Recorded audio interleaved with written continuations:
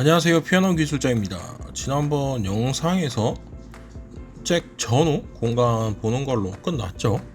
이제 그 다음에 무슨 작업을 하느냐, 일단은 뭐 상황에 따라서 틀리겠는데요, 요번 같은 경우는 아마 접근을 먼저 봤었던 것 같습니다. 근데 지금 이게 제가 작업이 끝난 지가 너무 오래돼 가지고 또 영상도 전부 다 찍은 것도 아니고 그래서 막 영상이 좀 짬뽕이 돼 있더라고요. 그래갖고 순서대로 정리를 한다고 했는데 뭐 어쨌든 뭐 최대한 되는 대로 설명을 해보겠습니다. 또 안 찍은 것도 있고 막 어쩔 때 찍은 것도 있고 그러다 보니까 하여간 뭐 되는 대로 얘기를 해보겠습니다. 자, 접근을 다른 작업보다 먼저 본 이유는요, 일단은 뭐 어쨌든 높이를 볼 수도 있겠지만 높이를 보다 보면 이제 그 현을 이렇게 해머가 때리는 경우가 발생을 할 수가 있어요. 뭐 이렇게 저렇게 하다 보면 뭐 이제 그런 상황에서 접근이 안 봐져 있으면 현보다 더 위로 해머가 올라가게끔 접근이 보통 지금 상황에서 아무것도 안 버져 있는 상황에서 그렇게 세팅이 돼 있겠죠. 그러다 보니까 뭐 바트 프렌지가 갈라진다거나 뭐 센터핀에 충격이 간다거나 뭐 센터핀 부싱에 충격이 간다거나 할 수 있으니까 일단 접근을 어느 정도 봐놔야겠죠. 뭐 완벽하게 보긴 어렵겠지만 뭐 그래서 접근을 먼저 봤습니다. 그리고 요번 상황 같은 경우는 댐퍼가 전부 다 빠져있기 때문에 일단 접근을 보기가 굉장히 용이해요. 그렇기 때문에 뭐 그렇게 어려울 건 없는 것 같고요. 그리고 이론서에서 보시면 접근은 뭐 저음 쪽은 3mm, 뭐 중음 쪽은 뭐 한 2mm 정도, 뭐 고음 쪽은 1.5mm 뭐 그렇게 나와 있는 경우도 있고, 아니면 뭐 균일하게 몇 mm 띄워라 뭐 이제 그런 식으로 돼 있는 경우도 있고 다양하게 있습니다. 뭐 편하신 대로 선택하시면 좋아요. 근데 이제 저는 접근은 조금 거리를 아무래도 그 이론서에 나와 있는 것보다 조금 더 보는 편입니다. 왜냐면 온습도에 의해서 접근이 이제 조금씩 멀어지거나 가까워지는 경우가 있죠. 근데 멀어지면 뭐 크게 문제가 안 되는 경우가 많지만, 뭐 정말 많이 멀어지면 문제가 될 수 있지만 조금 멀어진다는 가정하에서 별로 문제가 없지만, 많이 조금이라도 가까워지면 1.5mm 고음 쪽 1.5mm가 이제 뭐 한 1mm 안쪽으로 이렇게 들어오게 되면 간혹 이제 터치가 원활하지 않게 될 때가 있습니다. 살살 쳤을 때 터치가 약간 붙는 듯한 느낌을 주면서 뭐 터치가 날 수도 있고 뭐 여러 가지 상황이 발생할 수 있어요. 그러다 보니까 이제 제가 그 전에도 말씀드렸지만 제가 수리하는 피아노는 아무래도 공연장이나 뭐 이렇게 관리가 잘 되는 환경에 들어가는 게 아니라 가정집이나 뭐 이런 환경으로 들어가기 때문에 학원이나 고 조금 멀게 보는 걸 선호합니다. 그래서 어쨌든 뭐 지금 이제 초벌이기도 하고요. 그냥 이제 조금씩 여유 있게 봐주고 있습니다.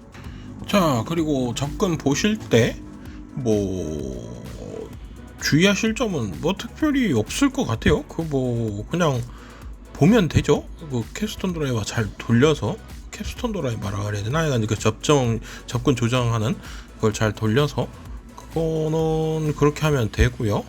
그리고 이제 그 사용하는 공구, 저 같은 경우는 뭐 캡스톤 드라이버 사용하셔도 되는데 이제 캡스톤 드라이버 보통 길잖아요. 그래서 그걸 뭐 잘라서 손에 맞게끔 이렇게 사용하시는 분들도 있고 한데, 저는 저거 송곳입니다. 송곳 쓰던 거가 이제 뭐 적당한 길이가 있어서 그냥 그거를 이렇게 잘 휘어가지고 캡스톤처럼 이렇게 쓰기 편하게 이렇게 제 나름대로 만들었어요.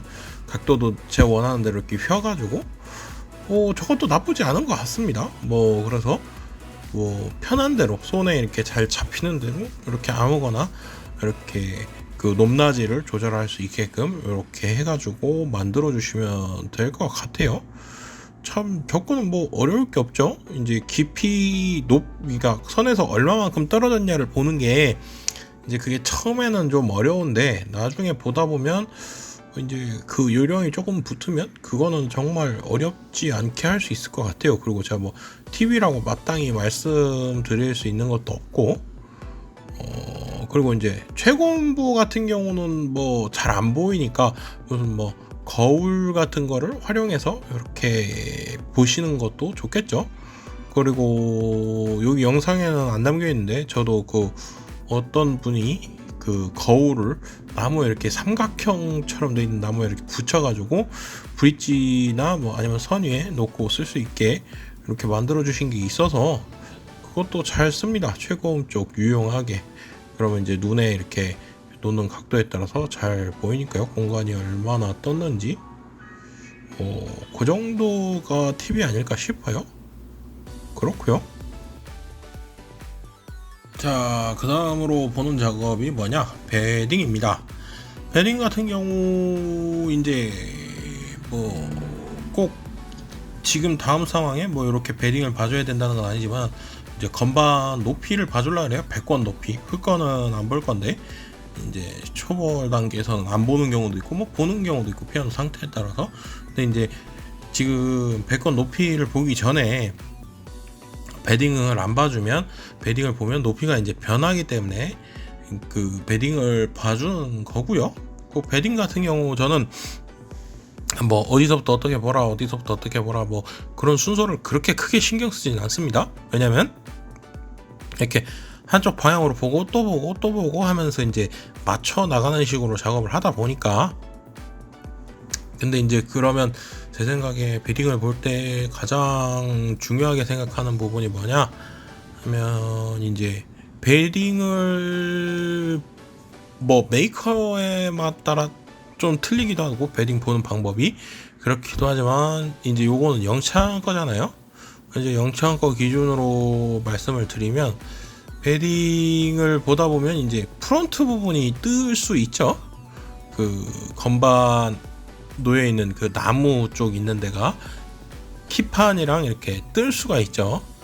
그렇기 때문에 건반 놓이는 부분이랑 뜰 수 있기 때문에 이제 그거를 좀 신경 써서 봅니다. 그래서 이제 올라갈 때도 이제 베딩과 베딩이 놓이는 자리 부분이 떴는지 안 떴는지 확인을 먼저 하고요. 그 다음에 이제 전체적으로 건반 앞부분이 떴는지 확인하고 다시 베딩을 체크하는 방식으로 봅니다. 그리고 이제 베딩과 베딩 놓인 자리가 떴나 안 떴나를 확인하는 방법은 지금 영상 보면 나올 것 같은데 핀판 있는 부분이랑 베딩을 이제 돌리려고 튜닝 해머를 이제 위에 부분만 빼냈죠. 그 야한 거는 이제 뭐 웬만한 메이커들 다 저렇게 되죠. 저렇게 되는데 이제 저렇게 위에 부분을 제거를 한 상태에서 이제 베딩을 보는데 저 보면 핀판이랑 이제 튜닝 팁 있는 데랑 이렇게 손을 집어넣어서 아래로 이렇게 약간씩 눌러주는 거를 보실 수 있으실 거예요. 자세히 보면 그게 이제 그렇게 해주면 어떤 변화가 생기냐면 건반이 만약에 이제 이 베딩 부분이랑 베딩이 놓이는 부분이랑 공간이 있으면 그 공간이 이렇게 서로 닿으면서 이제 건반이 높이가 변하게 되죠. 그래서 제가 이제 베딩을 요거 같은 경우는 그 나무가 조금 흔들리기 때문에 그 고릴라 본드로 이렇게 잘 고정을 시켜준 겁니다. 안 흔들리게. 이제 그 나사산 이렇게 돌아가는 부분에 이제 헐렁해진 부분들을 채워준 겁니다. 그게 이제 제대로 안 돼 있으면 베딩을 제대로 볼 수가 없어요. 베딩이 이렇게 뭐 그 건반이 이렇게 움직이는 건반이 좌우로 움직이는 페달 그 쉬프트 페달이라고 하죠. 소리가 작아지는 이제 그 페달을 밟을 때마다 높이가 변하는 불상사가 발생할 수 있기 때문에 그게 그리고 이제 베딩을 왜 못 보냐면 그거는 이렇게 베딩이 휘면서 건반 높이가 이렇게 변하게 되고 그래서 베딩을 아예 볼 수가 없기 때문에 그런 작업을 했는데 지금 같은 경우도 어쨌든 그 베딩이 탄탄하다는 가정하에 이제 손으로 핀판을 손등으로 하고 이렇게 힘을 줘서 조금 눌러주면 공간이 있으면 그 공간만큼 건반이 배건이 전체적으로 이렇게 좀 처지는 걸 볼 수가 있죠. 전체적인 부분에서 그 베딩이 들어가 있는 부분이 처지는 걸 볼 수가 있죠. 이제 그렇게 해서 그 공간이 떴나 안 떴나를 파악을 하고요. 그리고 이제 앞으로 와서 손으로 그 건반 프론트 쪽에 나무 있는 부분을 이렇게 손으로 툭툭툭툭 치면서 이제 기판과 그 건반 레일 프론트 부분이 떴나 안 떴나를 체크를 해줍니다. 그리고 만약에 이제 프론트 부분이 떴다면 뜬 위치에 따라서 좀 상황이 틀리긴 한데요. 베딩을 내가 아무리 프론트 부분이 안 뜨게 이렇게 잘 보려 그래도 프론트 부분이 뜨는 경우가 있어요. 어느 한 부분이. 이제 그러면 그 부분은 뭐 무늬몽이나 뭐 이렇게 나무를 뭐 붙여주거나 아니면 다른 부분을 깎아주거나 뭐 이런 식의 방법을 이용해서 이제 평을 잡아줘야 되겠죠. 근데 그 작업이 힘듭니다, 생각보다. 그리고 그거 조심하실 점은 이 키판을 보면 일정 부분이 더 튀어나와 있어요. 그 작업을 하기 편하라고 보통 메이커들이 이제 그렇기 때문에 만약에 그 튀어나와 있는 게 너무 많이 갈려 있다 그러면 아마 그 전에 작업하시거나 출고될 때 그 부분을 누가 깎은 거겠죠. 그러니까 이제 너무 많이 갈려 있으면 갈아내는 것보단 붙여서 뭐 무늬목을 붙여서 굳기를 좀 기다린 다음에 이제 굳은 다음에 그거를 깎아내는 형태로 작업하는 게 좋을 것 같고요. 그 만약에 양쪽 끝이 떴다. 양쪽 끝은 어차피 그 건반 보조목 있죠? 그게 들어가면서 살짝 눌러줍니다.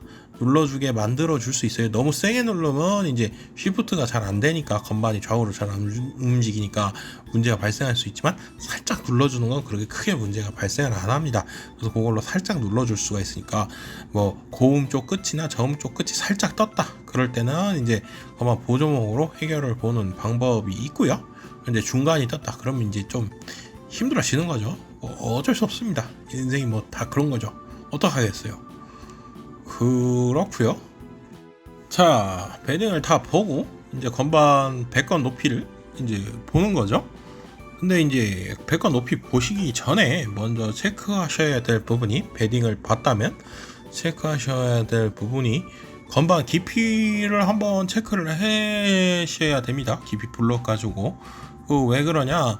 이제 그 깊이가 아예 안 나오는 경우가 있어요. 뭐 상황에 따라서 이제 프론트 펀칭이라 그러나요? 그 풀 색깔로 돼 있는 두께 있는 그걸 갈아야 되는 상황이 올 수도 있어요. 깊이가 너무 안 나와서 그 얇은 걸로 이제 그런 상황을 안 만들기 위해서 이제 내가 이거를 지금 상황에서 깊이가 어느 정도 나오고 그 밑에 바킹이 얼마 정도 있고 그러니까 내가 어느 정도 높이로 세팅을 해야 되는지 전체적으로 조금 낮춰도 되는지 조금 높여도 되는지 또 깊이 바킹이 너무 많이 있다면 보통 그런 경우라면 이제 또 프론트 핀이 프론트 부싱이 있는 부분을 제대로 제어를 못하는 경우가 있어요. 왜냐면 프론트 핀이 한정없이 긴 게 아니니까 그 들어갈 깊이랑 뭐 파져 있는 홈의 깊이랑 뭐 이런 게 그런 게 다 계산이 돼 있으니까 그러다 보니까 그 프론트 핀이 충분하게 프론트 부싱에 들어가지 않았을 수도 있으니까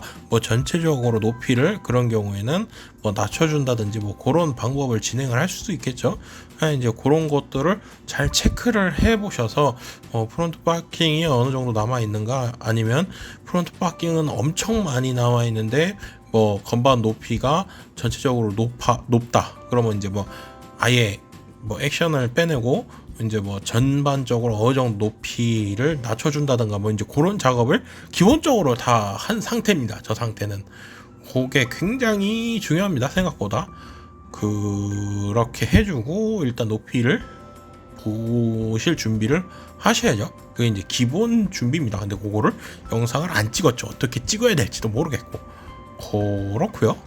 자, 그리고 건반 높이 보는 방법은 뭐 사람마다 틀리겠지만 저 같은 경우는 장조기 건반이 이제 전부 다 보일 수 있게끔 조기를 만들었다고 해야 되나요? 저것도 버리는 피아노에서 나온 방음 천이죠. 그거 방음천이 걸리는 레일입니다. 그거로 이제 몇 개 빼놨어요. 버릴 때 이제 그런 것들 잘 챙겨놓으면 좋죠. 그게 이제 어느 정도 수평이 나오니까 이제 그런 거로 활용해서 건반 전체를 이제 체크하는 장조기라고 만들었어요. 이제 그런 걸로 전체 높이를 한번 보고요. 그리고 이제 빼낸 다음 그거에 맞춰서 이제 그 낮은 거다 혹은 높은 거를 얼마만큼 뭐 부싱을 밸런스 파킹을 뺄 건지 이렇게 생각을 하거나 표기를 해놨다가 뭐 올려야 되는 경우는 거기 위에다 이제 파킹을 이렇게 올려놓으면 되겠죠. 낮은데 위에다가 이제 그런 저런 작업을 해서 이제 어느 정도 높이를 보고요. 그리고 이제 빼낸 다음에 이제 그 건반 밑에 건반이 충분히 뜰 수 있게, 그렇다고 너무 많이 뜨면 밸런스 홀이 뭉개지니까 망가지니까 적당한 높이로 뜰 수 있는 뭐 그런 공구를 만들어 놓고 이렇게 건반을 띄운 다음에 핀셋으로 이렇게 집어 놉니다. 대략적으로 작업이 그래요. 이렇게 설명하려니까 생각보다 복잡하네요, 그죠?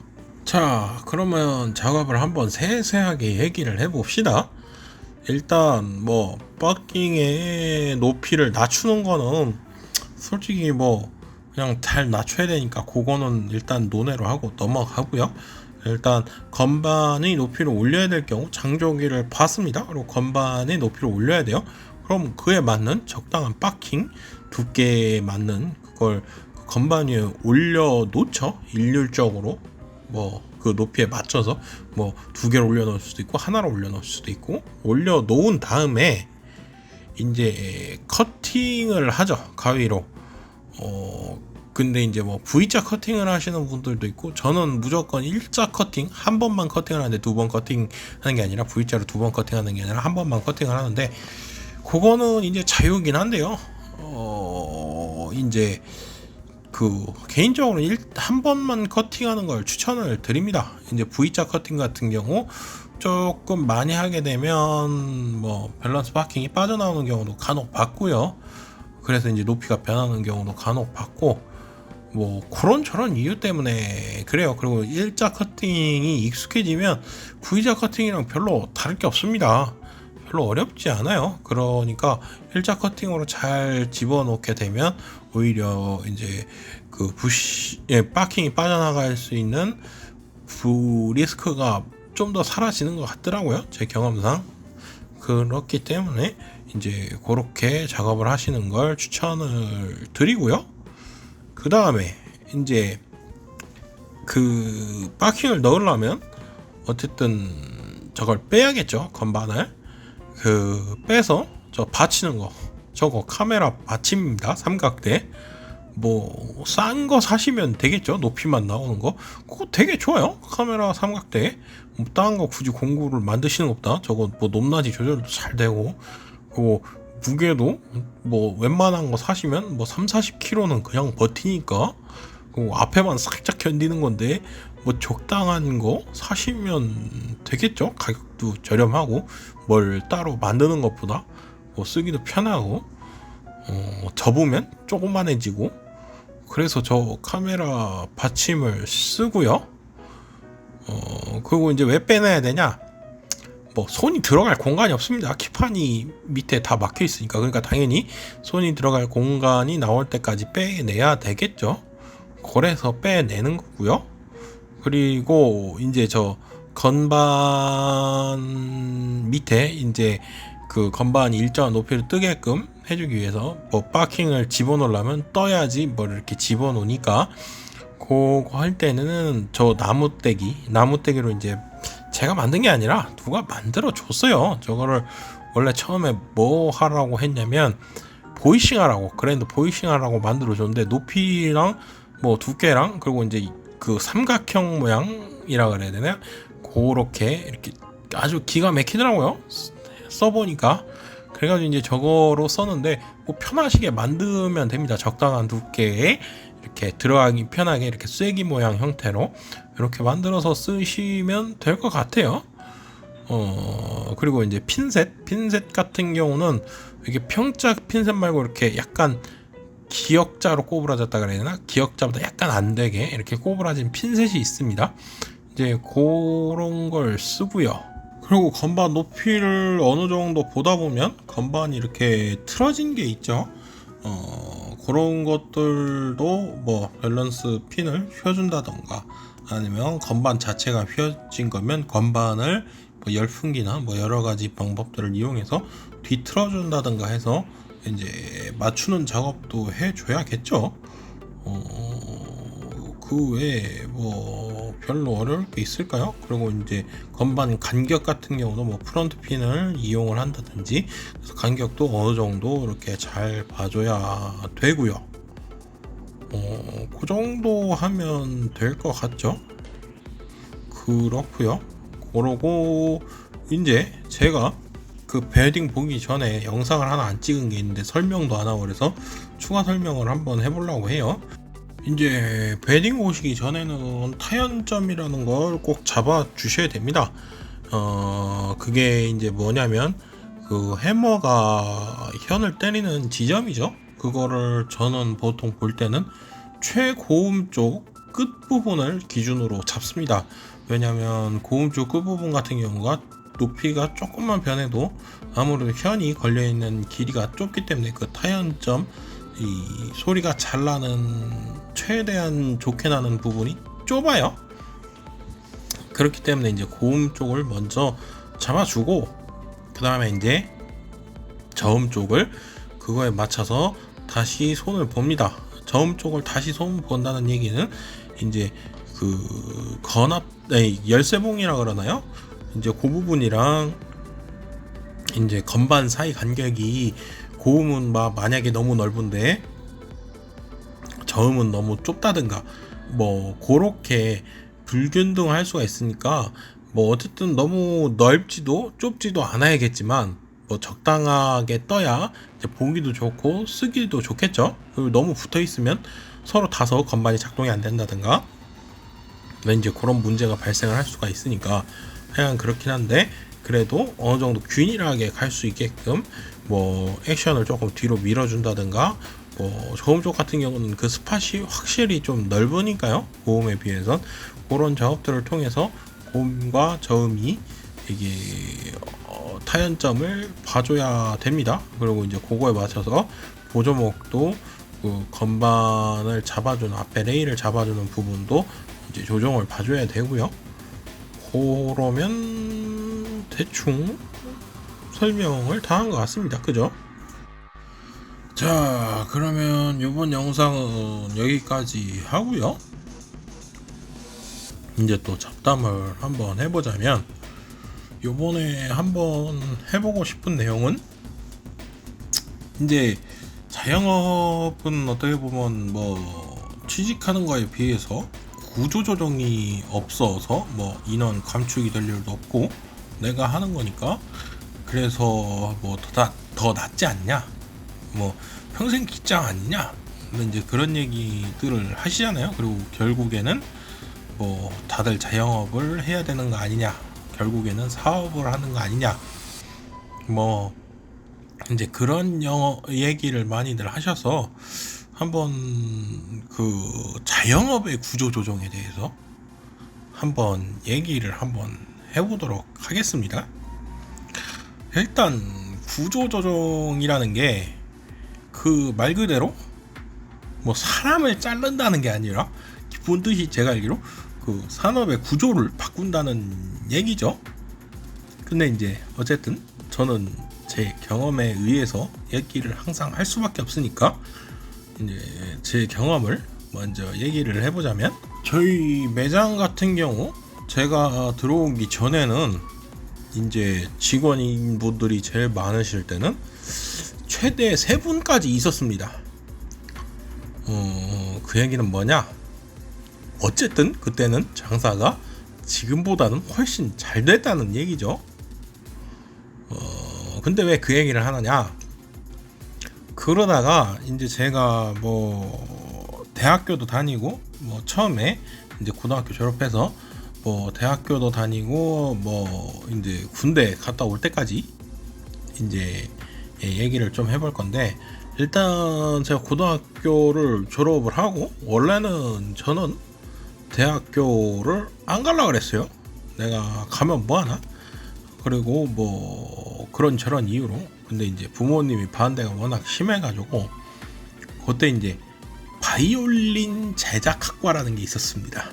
그래갖고 이제 고기를 뭐 이제 나 피아노 일 한다 그랬으니까 그 도움이 될까 싶어서 이제 고기를 들어가게 됩니다. 근데 이제 그 사이에 이제 그때는 저희 매장에도 이제 직원분들이 계셨는데 이제 그 사이에 뜨잖아요. 고등학교 3학년 하고 이제 대학교 들어가기 전에 이렇게 시간이 뜨잖아요. 그때 이제 매장에 나와서 일을 이렇게 좀 배웠습니다. 그러고 이제 뭐 대학교 다니면서도 이렇게 뭐 노는 날도 있고 대학생들은 그렇죠. 평일날도 쉬는 날이 생기죠. 강의를 짜다 보면 그리고 뭐 이런 수업 끝나고 또 가게 와서 일도 하고 뭐 그랬죠. 그때까지만 해도 저희 매장에 직원분들이 3분이나 계셨습니다. 그렇게 쭉 있다가 이제 계속 보면 이제 판매 대수도 조금씩 줄고 뭐 그러는 거예요. 그러다가 이제 제가 공익을 가서 한 1년 차쯤 됐을 때 진짜 그 전부터 이제 적자가 조금 나기 시작했어요. 저는 이제 잘은 몰랐는데 그 전까지는 적자가 이제 조금씩 나기 시작하다가 이제 제가 공익 한 1년 차쯤 됐을 때 적자가 이제 계속 장사가 안 되니까 적자가 계속 늘다가 이제 좀 심각한 수준까지 왔습니다. 그래가지고 이제 그때 저희 아버지가 이제 처음으로 이제 구조조정을 하게 되죠. 그때는 이제 구조조정 방식이 어쨌든 수요를 저희 아버지나 뭐 직원분들이나 그 당시에 더 창출할 수 있는 방법이 마땅히 없었으니까 이제 그 당시에는 그 직원분들을 3분이 있었는데 그 중에 2분을 이랑 일을 이제 더 이상 같이 못하게 됩니다. 그리고 이제 제가 공익은 제대가 아니죠. 소집 폐제죠. 제가 제대라 그러면 제 친구들한테 욕을 먹기 때문에 제가 소집 폐제를 할 때쯤 해서 이제 나머지 한 분과도 일을 이제 같이 못하게 됩니다. 그게 이제 왜 그랬냐면 어쨌든 저도 그때는 공익도 다니면서 일을 배웠어요. 저녁 때 뭐 돈을 받고 일을 한 건 아니니까 불법이 아니죠. 그냥 아버지 가게에서 일 배운 거니까 끝나고 공익 다 끝나고 아버지 가게에서 이렇게 있었어요. 약간 일을 배우고 이제 그러니까 어느 정도 기술도 있고 그때는 이제 뭐 그런저런 상황이니까 이제 한 분이 더 있을 필요도 없고 또 그때까지도 적자가 완전히 해결이 된 상황이 아니어서 굉장히 좀 어려웠었던 것 같아요. 그리고 이제 뭐 저 말고 저 위에 누나도 있는데 이제 저희 누나는 대학교도 다니고 뭐 그러니까 돈이 많이 들어가죠. 일단 가정에도. 근데 이제 매장에도 이렇게 수입이 원활하진 않고 그러다 보니까 이제 가정이 적자가 좀 심했었어요. 그래서 한 분을 이제 보내고 이제 제가 들어가게 됐죠. 그래서 이제 처음에 딱 들어가서 이제 그 전에 공익 다닐 때도 이렇게 분석을 좀 했었는데 그 들어가서 보니까 처음에 이제 한 분 뭐 2분 내보내고 나서 처음에는 또 이제 어쨌든 그 월급 지출이 줄어드니까 수요는 그래도 어느 정도 있고 그러니까 장사가 또 잘 되는 거예요. 곧잘. 그러다 몇 개월 지나면서 또 장사가 확 꺾이고 수익이 굉장히 많이 떨어지고 그리고 그거를 제가 이제 봤잖아요. 눈으로. 이제 제대하기 전에 저녁 때 이렇게 출퇴근하면서 그러다 보니까 야 이게 왜 그러지 하고 그때 고민을 많이 했습니다. 그래갖고 이제 들어가기 전하고 들어가고 나서 내린 결론이 뭐냐, 그때 이제 저희 아버지가 그 영업을 안 다니시고 직원분들이 이제 주로 영업을 다니고 저희 아버지는 피아노 수리와 공급이죠. 어쨌든 피아노 사오고 수리하고 뭐 배송하고 이제 그런 거를 도맡아서 하셨습니다.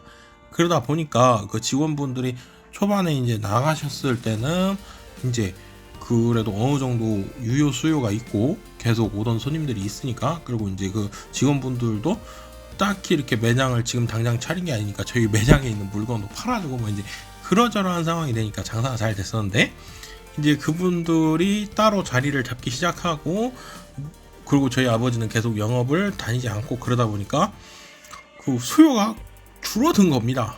쉽게 말해서 그때 그래서 제가 그 생각을 했죠. 그래갖고 이제 그때 뭘 하느냐? 그때는 이제 제가 죽어라고 영업만 다닙니다. 그때는 이제 그 수요가 너무 없었으니까 딴 걸 다 떠나서, 그래서 이제 그때 그 제가 영업을 전적으로 다니고, 뭐 그렇다고 뭐 엄청나게 영업을 다닌 건 아닌데, 뭐 하여간 그때 제가 영업을 전적으로 다니고 아버지가 이제 수리를 전적으로 하는 그런 구조가 형성이 되죠, 저희 매장에. 그리고 이제 그게 또 먹혔던 게, 그때 제가 이제 살이 좀 빠졌었어요. 그래갖고 이제 그때 제 인생에서 거의 마른 시기죠. 양복 딱 빼입고 이렇게 학원 다니면 어수룩하게 이렇게 가도 또 이렇게 또 귀엽게 봐주시고 그러셨던 것 같아요, 원장님들이. 그래서 그때 기억에 남는 게, 어떤 원장님이 그래서 뭐 어떤 걸 하냐, 여기선 뭘 하냐 그랬더니, 피아노에 관련된, 그러니까 제가 뭐 설명을 좀, 뭐 피아노에 관련되어 있는 거는 저희가 거의 다 합니다, 뭐 이런 식으로 설명을 드린 게 아니라 다 해요. 뭐 막 그러고 되게 해맑았던 시절입니다. 아무것도 모르고 이제 그러면서 영업을 다녔어도, 그때는 또 그 수요도 확실히 많이 있었고, 또 이제 나이도 어리고 젊은 애가 열심히 빨빨거리고 돌아다니니까 그 학원 원장님들이 귀엽게 봐주셨던 것 같아요. 그래서 그때 제가 이제 영업을 다니면서 갑자기 장사가 좀 잘 됩니다. 그리고 저도 성과도 많이 올리고 그랬었죠. 자, 그러다가 이제 세월이 그렇게 저렇게 지나가죠. 근데 세월이 점점 지날수록 영업도 더 열심히 다니고 뭐 그러던데 수요가 계속 줄어드는 거예요. 그래서 이제 결국에는 이제 또 한 해에 적자가 날랑말랑하는 아슬아슬한 상황까지 이제 가게 되죠. 그 사이에 이제 계속 매출이 주니까 저도 이제 고민을 했죠. 계속 왜 이렇게 점점 더 영업도 열심히 다니고 막 점점 더 열심히 하는데 왜 매출이 줄고 그럴까? 뭐 그런 상황에서 내가 어떻게 해야 될까? 그런 고민을 하죠. 그렇다고 그전처럼 뭐 저희 아버지가 나갈 수도 없고 제가 나갈 수도 없잖아요. 뭐 방법이 없잖아요. 그러니까 방법은 어쨌든 돈을 많이 벌어야 되는데, 그럼 어떻게 해야 많이 벌을까를 고민을 엄청 많이 합니다. 그래서 이제 저희 아버지한테도 이제 그때까지 장사 좀 됐으니까 이제 빚도 꽤 갚고 뭐 그랬어요. 그 빚이 이제 꽤 많았던 것 같아요. 저희 집 대출금도 있고 사업자 대출도 있고 그런 것들을 이제 다 갚고도 돈이 좀 있으셨습니다, 저희 아버지가. 그래갖고 제가 제 아버지한테 인터넷 쪽으로 진출을 해보는 게 어떠냐, 그런 제안을 했었죠. 근데 이제 그때 아버지가 그거는 이제 리스크도 크고 뭐 이제 그런 말씀은 안 하셨지만 그냥 아무 말씀이 없으셨죠. 그냥.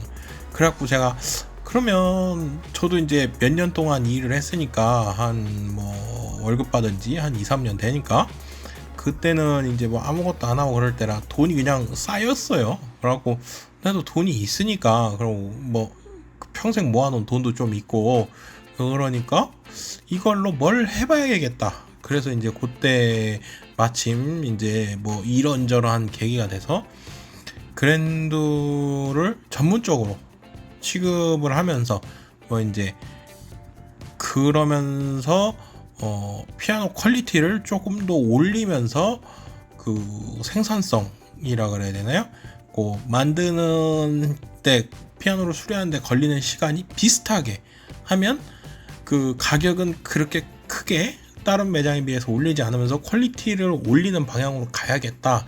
이제 그때 그렇게 생각을 했어요. 그래야 이제 우리가 다른 매장이랑 이렇게 비교해봐도 경쟁력이 있고, 또 남들이 이렇게 소비자 이렇게 딱 들어와서 봤을 때도 다른 매장보다 피아노가 좋네. 근데 가격은 뭐 거의 차이가 없네.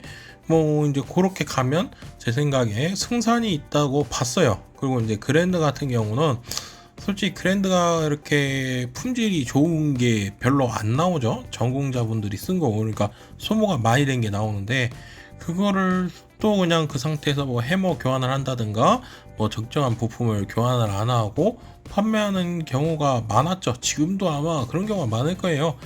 그런데 이제 그런 것들을 퀄리티를 차라리 좀 많이 올려서 가격도 조금 더 받고, 아니면 뭐 비슷한 수준으로 판단해도 남이 수리를 못해서 매입을 안 하는 피아노를 저희는 이제 매입을 해서 이제 적정한 단가에 이렇게 팔 수 있는 방법을 제 나름대로 찾았죠.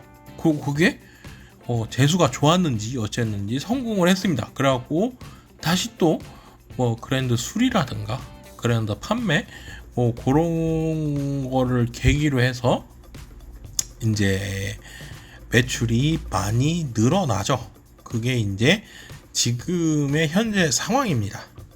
그러고 제가 그 전에도 말씀을 드렸지만 확실히 이 코로나가 있기 전까지는 장사가 잘 됐어요. 돈도 그냥 벌고 그리고 계속 그 성장이 되고, 그러다 이제 코로나가 터지고 뭐 모든 산업이 마찬가지겠지만 나락으로 빠지죠.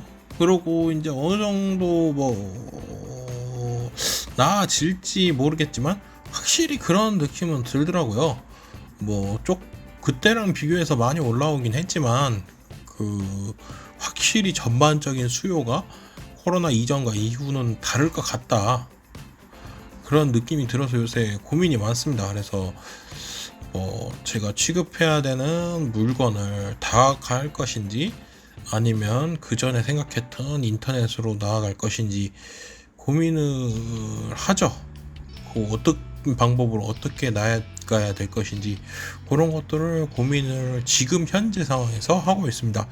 그거를 제대로 못하면 이제 또 굉장한 위기 상황에 처하겠죠.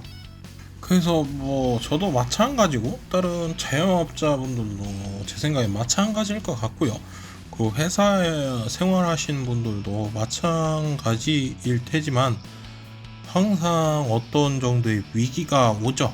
제가 그 전에 그 위기를 영업으로 한번 돌파를 했었고, 그 다음에는 이제 그랜드 수리나 품질의 퀄리티를 올리는 형태로 이제 돌파를 했고, 요번에는 아직까지 완벽한 답안은 없습니다. 지금 계속 고민을 하고 있죠. 그래서 아예 좀 더 고급 악기를 수리를 해보고 해서 이제 그렇게 되면 이제 수리하는 단가가 올라가니까 이제 그런 방법으로 이제 수익성을 올리느냐 그런 것도 고려할 수 있고, 아니면 이제 인터넷으로 아까 전에 말씀드렸던 진출하느냐, 여러 가지 갈림길이 있지만 아직은 솔직히 잘 모르겠습니다. 그런데 그런 방법을 선택을 할 때마다 그 자영업자분들은 항상 그거에 관한 리스크를 본인이 책임을 져야 돼요. 거기에 관한 리스크가 뭐냐? 일단 첫 번째로 영업 같은 부분이야 그냥 몸으로 다니면 된다고 하지만, 만약에 내가 기술을 올리고 싶다, 아니면 다른 악기를 취급하고 싶다 그러면 공부도 해야 될 테고, 그거를 취급하기 위해서 돈이 들어갈 수도 있고, 수리를 하기 위해서 장비에 돈이 투자가 될 수도 있겠죠. 이제 저는 그런 것들을 다 제가 번 돈으로 이렇게 책임을 지다 보니까 별로 돈이 안 보입니다. 솔직히 말하면. 그러니까 앞으로 자영업자분들이 액면으로 많이 벌 수는 있어도 그런 부분에서 뒤로 까지는 부분이 있어요. 그리고 이제 또 단점이 뭐냐? 이제 공부를 생각보다 할 시간이 많아야 됩니다. 그래서 이제 저는 거의 일 같은 경우도 주말이 없이 1년 365일 중에 거의 한 쉬는 날이 한 열흘 안팎일 거예요. 엄청 열흘을 넘어가지 않습니다. 1년에 쉬는 날이. 그러니까 주말 이런 거 다 포함해서 1년에 그냥 딱 제가 매장 안 나온 날이 10일을 그다지 넘지 않아요. 거의 그러니까 굉장히 아프면 쉰다고 보시면 됩니다. 그 정말 친구들이 한번 보자 그러면 1년에 몇 번 못 보자, 한 대여섯 번? 그래서 저는 친구도 별로 없어요. 그리고 저랑 이렇게 만나주는 친구들을 제 나름대로는 되게 소중하게 생각하고, 왜냐면 이제 시간 약속도 원활하지 않고 1년에 몇 번 보기도 힘들고, 실제로 보자 그래도 그냥 미안하다 못 간다 뭐 그런 경우도 많고, 이제 그런 것들이 힘들 수 있겠죠. 그리고 이제 그런 거를 그러면 안 하고 편하게 살면 되지 않느냐? 그러면 편하게 살면 제가 아까 전에 말씀드렸듯이 점점 이제 적자를 보다가 뭐 직원분들이 있으면 직원분들을 해고하기 시작하면서 이제 지출되는 금액을 줄여 나가다가 결국에는 영업장을 유지할 수 없는 상황이 오게 되죠. 뭐 업종마다 틀릴 수는 있겠지만 제가 생각하기에는 모든 업종이 다 그렇지 않나 싶어요. 뭐 편의점을 만약에 내가 한다 그래도 뭐 위치가 어떻냐 뭐 그런 거에 따라서 뭐 위치를 만약에 이동해야 될 수도 있고, 뭐 이제 그런 것들을 항상 촉각을 곤두세우고 고민을 해야 되고, 또 내가 판매할 물품이나 뭐 그런 것들을 고민해야 될 수도 있고요. 음식점도 마찬가지겠죠. 음식을 개발을 맛을 맛있게 한다거나 뭐 요 위치보단 뭐 저 위치가 나을 것 같으니까 뭐 이동을 한다거나 뭐 이제 그런 다양한 상황들, 또 아니면 지금 같은 시대에 뭐 매장에 와서 음식을 취식을 못하니까 뭐 배달을 이렇게 좀 알아본다거나 뭐 이제 참 그런 상황이 항상 발생을 합니다. 그게 이제 자연적으로 구조조정이 되는 거죠. 그러니까 그래서 그런 부분을 한번 유념을 해보시는 게 좋으실 거예요. 자영업을 생각을 하시면 자영업은 구조조정이 없다, 절대 잘릴 일이 없다, 잘릴 일은 없습니다. 그 대신 망할 수가 있죠. 그렇기 때문에 자영업을 고민하시는 분들은 뭐 구조조정이나 뭐 그런 게 없다고 생각하시면 절대 안 될 것 같아요. 내가 운영하고 있는 산업체의 수익성을 제대로 나지 않고 있다면, 지금 상황에서 나지 않고 있다면, 그 구조를 수익을 나게끔 바꾸지 못한다면 굉장히 힘들어지는 상황이 항상 도래하고 있으니까 그렇습니다. 그러니까 뭐 어차피 다 힘들어요. 먹고 살기 참 진짜 힘든 것 같아요. 그죠? 그렇고요. 잡담은 여기까지 하고요. 그러면 다음번에 다른 영상으로 찾아뵙겠습니다. 감사합니다.